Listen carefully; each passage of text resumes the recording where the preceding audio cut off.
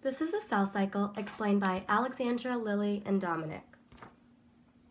It begins with a chromosome, which is condensed during prophase in mitosis and is made of coiled DNA and proteins. These sister chromatids separate during anaphase of mitosis and anaphase of meiosis II. The sister chromatids are joined by the centromere. The centromere is also where the spindle fibers attach during cell division. A cell that has two homologous copies of each chromosome is said to be a diploid cell. These types of cells are reproduced using mitosis, which creates a completely identical copy of the cell. Diploid cells have 46 chromosomes. An example of diploid cells are somatic cells, which make up organs, muscles, bones, skins, etc. Haploid cells are cells that contain only one complete set of chromosomes. The most common type of haploid cells are gametes, or sex cells. Haploid cells are produced by meiosis, and these genetically diverse cells are used in sexual reproduction and have 23 chromosomes. Meiosis is the division of cells in order to produce gametes for sexual reproduction. It involves both a reduction and division phase. The reduction phase is the phase in which the ploidy level is reduced from 2N to N, creating a pair of non-identical haploid cells.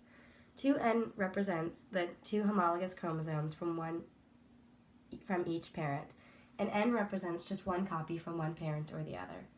The division phase involves the division of the remaining chromosome sets, very much like mitosis, creating 4 total unique haploid cells. Mitosis is the division of genetic material within a cell, which is accompanied by cytokinesis, which is the division of a cell into 2 daughter cells for the purpose of cellular reproduction and normal tissue growth. Mitosis produces 2 identical diploid cells. The 3 main differences between mitosis and meiosis are the pairing of homologous chromosomes, crossing over, and independent assortment. The pairing of homologous chromosomes occurred early in meiosis, where the 2 homologous chromosomes of each pair allow for the synapsis and crossing over to take place.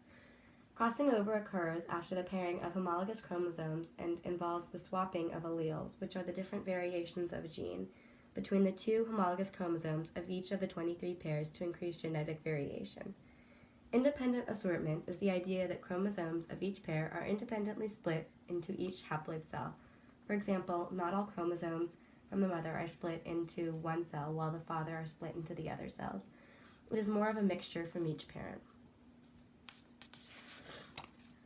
Prophase 1 is similar to prophase of mitosis, as in it involves the dissolving of the nuclear envelope and the condensing of chromosomes, but it also involves the crossing over and synapsis process of meiosis.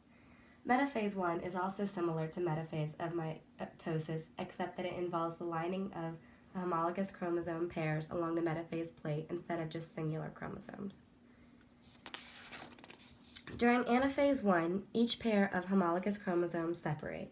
The proteins responsible for keeping the sister chromatids together are broken down, allowing for separation. The homologs move towards opposite poles. However, the sister chromatids are still held together through the centromere and therefore move toward the same end. Through the process of telophase 1 and cytokinesis, the 2 haploid cells form. Each chromosome still consists of 2 sister chromatids. The telophase 1 occurs at the same time as cytokinesis, which is the division of the cytoplasm. In animals, a cleavage furrow forms, and in some species, the chromosome condense and a nuclear envelope forms. In plants, a cell plate forms to separate the 2. Meiosis II takes place within both of the haploid cells formed at the end of meiosis I. Meiosis II is the same process as mitosis in that the cell is reduced from diploid to haploid. Meiosis II is another round of cell division in which the sister chromatids finally separate with 4 haploid daughter cells. In prophase II, a spindle apparatus forms. The chromosomes at this point are still composed of the 2 chromatids from metaphase II. In metaphase II, chromosomes again line up at the metaphase plate, but because of meiosis I, the 2 sister chromatids of each chromosome are not genetically identical.